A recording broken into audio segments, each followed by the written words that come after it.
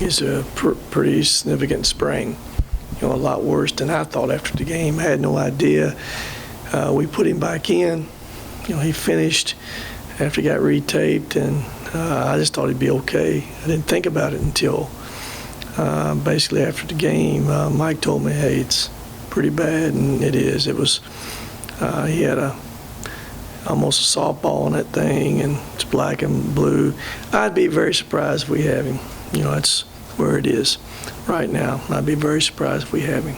I know he wasn't starting and really hadn't been playing the whole time, but it's short. Sure. His minutes he plays very valuable.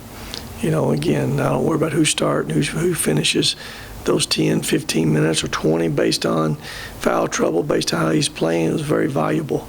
And his size against certain people, too, is even more effective. So, no, we need him. We need everything, every minute he can give us, because he helps us. And it may not always be scoring points or rebounding, just his presence out there still gives us a little bit of size and length. You know what exactly happened to him? Stepped on somebody's ankle. Stepped on a big boy's ankle, he told me. I didn't see it happen. I just saw him put his hand up to be taken out. We took him out and didn't think it was that bad. Put him back in. He can't even finish the game, but it's pretty bad. Especially going against McCree, another big. McCree going to be going against Big Sherman. Sherman's their big guy. McCree, they slide out to the 4 now. They signed a kid out of Dallas last year, a kid out of Paris Junior College, Omar Sherman. Kid had transferred from Miami. He's made a big difference in them, 10, 12-point-a-game score for him. Big left-hander, can score at basketball. So then, it was McCree the center last year? Yeah, that's kind of where he's at this year. But he'd help us in there for sure, no question. I guess this game was that chance for you guys to go and do something you talked about the other day you aren't supposed to do on the rest of the play. Yeah, we got to take that next step. Told our team that after the game that everybody's good at home.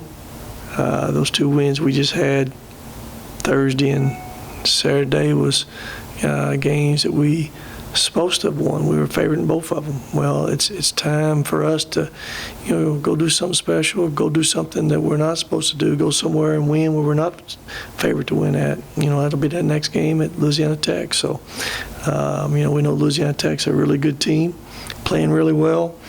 They have a freshman point guard from up there in Baltimore. It's really played well for them, and I guess they got a McCree kid, the Boykin kid, and guys that I guess was there last year that's good players. They brought in the Sherman kid, like I said, a JC kid. That was I was very aware of him, watched him play some last year. He was a good player, liked him. He can really score, big lefty. So they had 2 big wins at Charlotte and at Old Dominion. Played well at Middle without their second leading scorer, Boykin, who was suspended because of that fight at UAB. It led them 21, 22 minutes at Middle. So, no, it'll be a challenge for us. How important is it to continue to pick up wins in this final 4 months of March or February before going into March? Hey, listen, all wins are important, no matter if they're in November, December, January, February, or March. But no question, as we move forward, they all become important, home or away, and just trying to get better ourselves.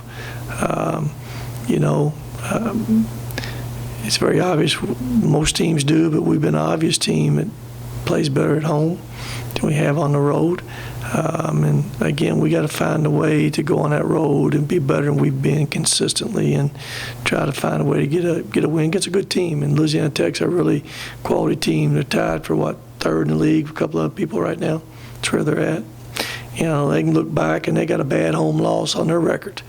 I'm sure, all through 30 games, everybody can always look back and look at a loss here, a loss there. That's bad losses. I know they look back and had one against San Antonio, first home game of the year for them, I think. They lost it. So But they've been good ever since then now. They're 6-3, and they're a very athletic team, very quick. They like to play up and down, they spread you out, and have enough shooters. Anybody have anything else? Yes, sir. Rick, and please bear with me on this. I remember, How tough question is this going to be? I got to bear with you now. It sounds like a really complicated question. I'll try to make it. Make it simple, okay? I'm going to bear with you, but go ahead. Thanks, Coach. When you got back into being a head coach, you talked about how time away really helped you before you went to Texas A&M as assistant. Now that we're kind of in the grind of it, does it feel like you're back in full boat as a head coach, or does it feel different during your previous head coaching stint at Mississippi State? Well, that's a real complicated question, like you said. Sorry. But I can tell you, one grind feels just like the other grind. There's absolutely no difference in a grind. When you get into league play, which always starts in January, no matter what league you're in, it's a grind. And I'm a creature of habit that time of year. And what I mean by that, you can probably walk in my footsteps pretty close every day from one day to the next, what I do. It doesn't change much. And you take one game at a time. You try not to get too high on big wins. You try not to get too low on some tough losses. You try to, be consistent with, your emotions, because you try to get your team to play that way. And that team through 18 games, conference plays, it can be the best at doing that, are the teams that win championships. So, we're right in the middle of that grind. I think the biggest adjustment, if you're asking for some different things, it's different. The Thursday-Saturday schedule is different. I'm not used to that. Normally it was always a Wednesday, Saturday, or Tuesday, Saturday, a Saturday, Tuesday.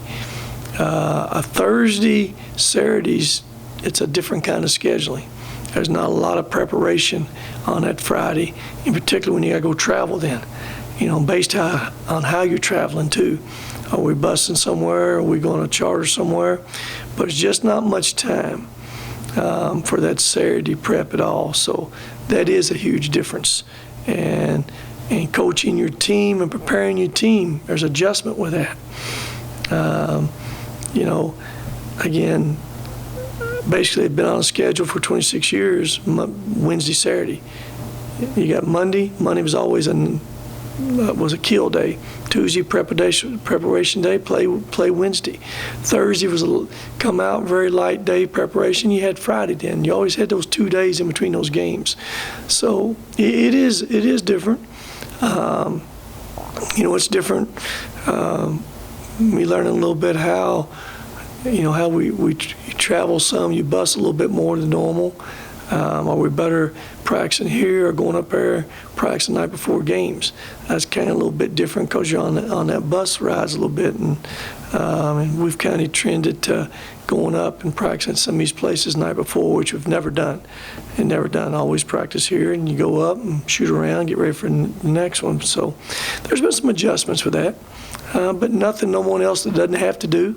Everybody in the league has to do the same thing, and it's understanding personality of your teams and keeping these guys fresh, just not physically but mentally this time of year. And in particular with the depth we have, that's even more of a factor for us. All good? That's a good complicated question. I'll give you a good complicated answer too, didn't I? Thanks, Coach. Is that good, guys? Appreciate it.